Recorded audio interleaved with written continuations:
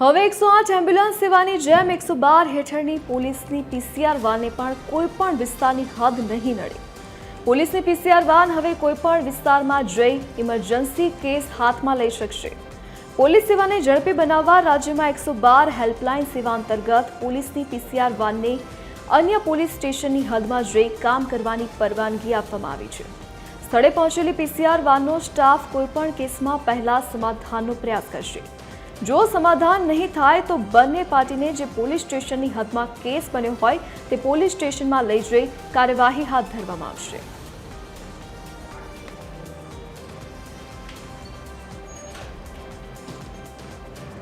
આજ મુદ્દે વધુ જાણકારી સાથે સંવાદદાતા અભિષેક સિંહ વાઘેલા આપણી સાથે લાઈવ જોડાઈ ગયા છે। જે અભિષેક 112 હેલ્પલાઇન નંબર જે પીસીઆર વાન હોય છે હવે તે કોઈપણ વિસ્તારમાં જઈને જે સમસ્યાનું છે નિરાકરણ કરી શકશે તે અંગેની તમને પરવાનગી મળી ગઈ છે। શું વિગતો સામે આવી રહી છે?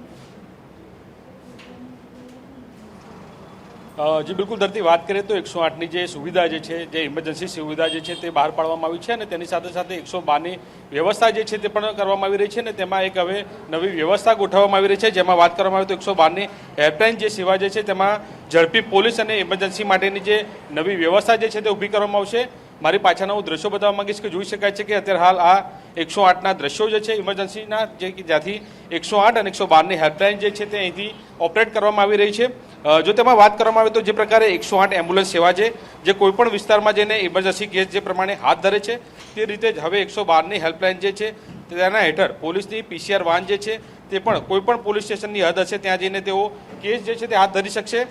સાથે વાત કરવામાં આવે તો કઈ રીતે આ પીસીઆરની કામગીરી થશે તો તેની જો વાત કરવામાં આવે તો જે પ્રકારે નજીકનો જે વિસ્તાર હશે ત્યાં પીસીઆર વાન જે છે તે ઘટના સ્થળ પર મોકલવામાં આવશે। સાથે દરેક પીસીઆરની જો વાત કરવામાં આવે તો તેમાં 2 પોલીસના જવાન હશે અને 1 ટેબલ રાઇટર હશે। એટલે કહી શકાય કે જે પ્રકારનું આખો સ્ટાફ જે છે તેમાં મૂકવામાં આવશે। સાથે જે પ્રકારે પહેલા સમાધાનના પ્રયાસ જે છે તે કરવામાં આવશે પરંતુ જો સમાધાન બંને પક્ષ તરફથી નહીં થાય તો તે પછી પોલીસ સ્ટેશન સંબંધિત જે હશે ત્યાં જઈને આગળની કાર્યવાહી જે છે તે હાથ ધરવામાં આવશે। સાથે એ પણ મહત્વનું કહી શકાય કે જે પ્રકારે પોલીસ સેવામાં હવે આ પ્રકારની નવી સિસ્ટમો જે છે તે ઊભી કરવામાં આવી રહી છે।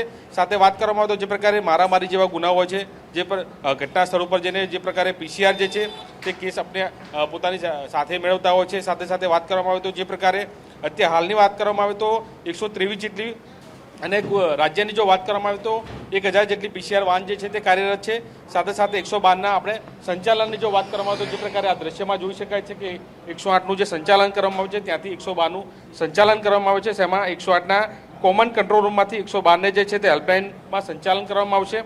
સાથે વાત કરવામાં આવે તો હવે આ જગ્યા પરથી 6 જેટલી સેવાઓ જે છે તે પૂરી પાડવામાં આવશે। જેમાં વાત કરવામાં આવે તો પોલીસ, ફાયર, મેડિકલ, મહિલા હેલ્પલાઇન અને ડિઝાસ્ટર મેનેજમેન્ટ જેવી જે સેવાઓ જે છે તે અહીંથી પૂરી પાડવામાં આવશે। સાથે વાત કરવામાં આવે તો જે પ્રકારે 112ની હેલ્પલાઇન કઈ રીતે કાર્ય કરશે તેની જો વાત કરવામાં આવે તો સૌથી પ્રથમ ઇમરજન્સી જે કંટ્રોલ સેન્ટર જે છે ત્યાં એનો કોલ કરવામાં આવશે અને ત્યારબાદ આખી જે આ વ્યવસ્થા જે છે તેની પૂરી કરવામાં આવશે।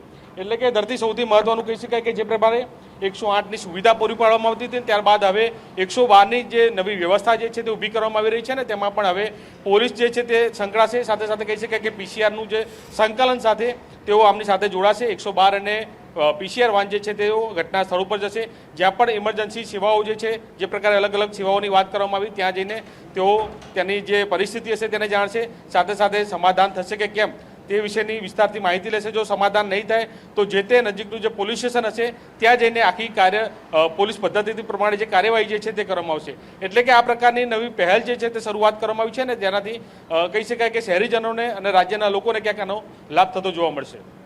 જી અભિષેક, વિગત સાથે જોડાવા બદલ આપનો આભાર। તો હવે પીસીઆર વાન કોઈ પણ વિસ્તારમાં જઈ શકશે, ઇમરજન્સીની સિચ્યુએશનમાં તે જઈ શકશે અને કામગીરી કરી શકશે।